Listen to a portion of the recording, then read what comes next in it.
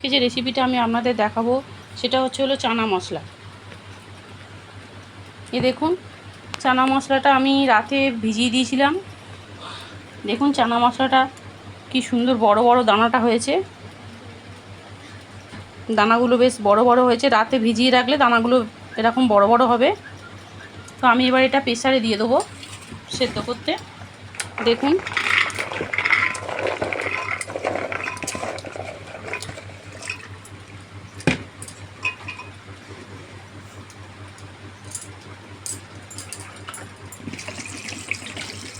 জল দিলাম,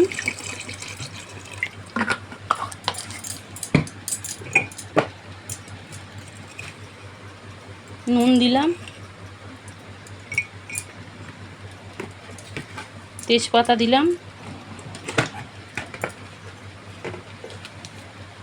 হলুদ দিলাম,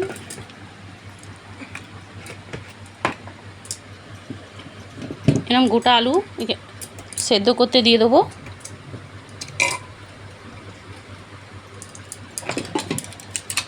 দিয়ে এবার এটা আমি চাপা দিয়ে দিলাম। এবার আমি এটা সেদ্ধ করে নেব।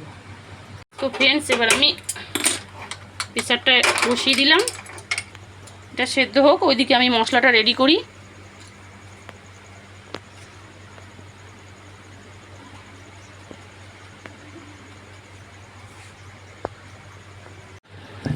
তো ফ্রেন্ডস দেখুন আমি এখানে পেঁয়াজ রসুন কিছু নিয়ে নিই, কারণ আমি যে আজকে বানাচ্ছি সেটা হচ্ছে নিরামিষই চানা মশলা।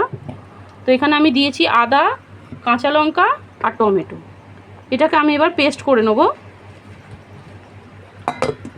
ফ্রেন্ডস এটা আমার সেদ্ধ হয়ে গেছে, তেজপাতাগুলো আমি ফেলে দিলাম।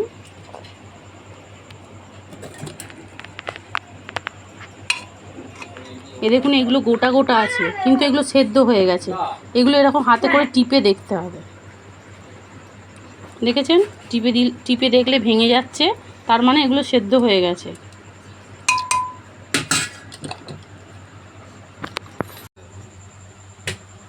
তেল দিলাম, শুকনো লঙ্কা দিলাম, তেজপাতা দিলাম,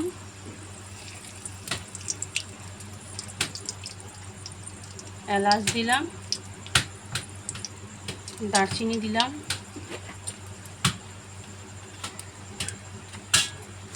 এবার গোটা জিরে দিয়ে দিলাম।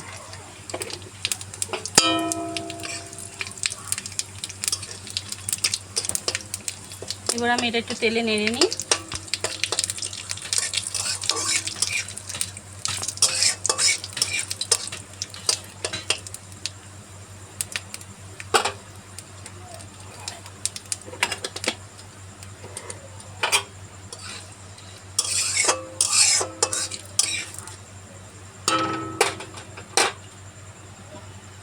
এবার আমি যে পেস্টটা করেছিলাম আদা টমেটোর পেস্টটা ওতে দিয়ে দেবো।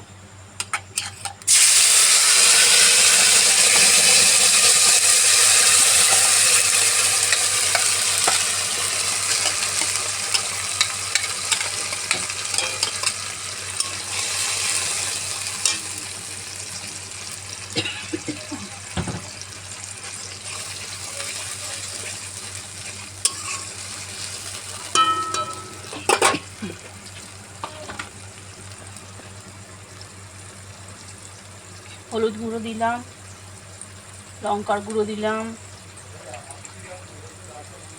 ধনের গুঁড়ো দিলাম, জিরে গুঁড়ো দিলাম।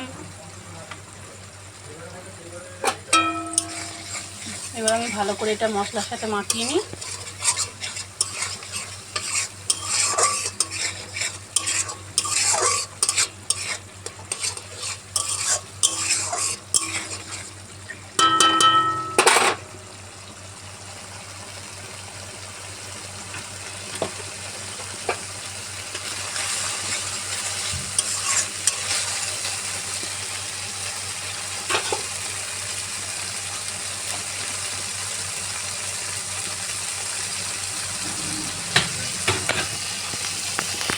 এবার দেখুন আলুগুলোকে আমি এইভাবে কেটে নিয়েছি।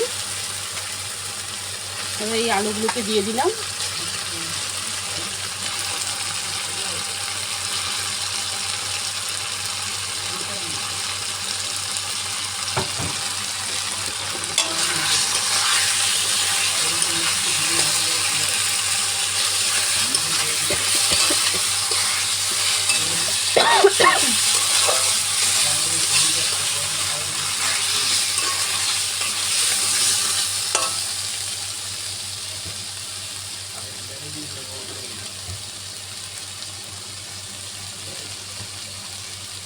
এবার মটরটা দিয়ে দিলাম।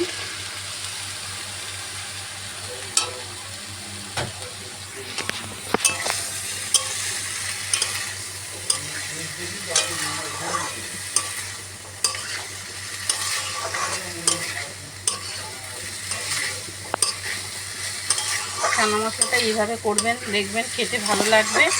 এটা আমি রুটি দিয়ে লুচি। এবার আমি এতে কাশ্মীরি মির্চ দেবো।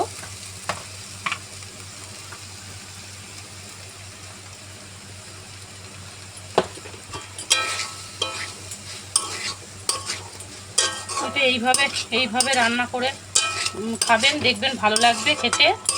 আর এটা আপনারা রুটিতে, পরোটাতে, লুচিতে সবেতে খেতে পারবেন।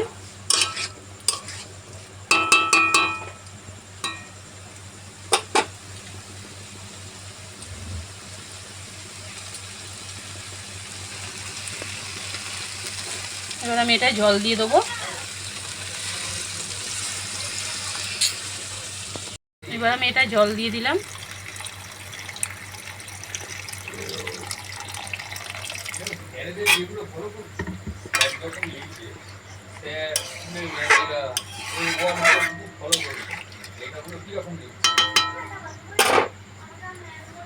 এবার এটা আমি চাপা দিয়ে দিই।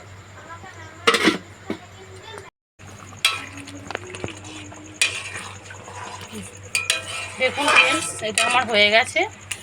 তো এখানে আমি এবার গরম মশলা দেবো।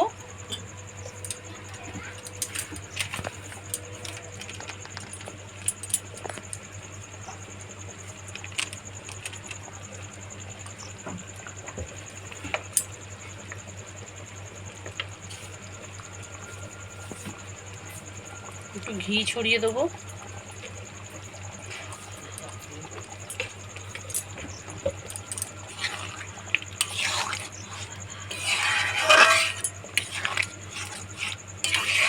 এইভাবে আপনারা রান্না করবেন, দেখবেন খেতেও ভালো লাগবে। দেখেছেন তরকারিটা কিরকম লাল লাল করা হয়েছে, চানা মশলাটা লাল লাল হয়েছে।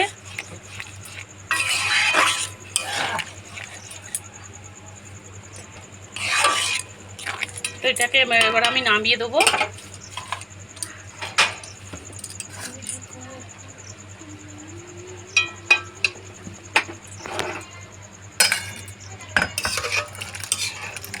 এই রেসিপিটা যদি আপনাদের ভালো লেগে থাকে তাহলে আপনারা লাইক, কমেন্ট, সাবস্ক্রাইব করে দেবেন।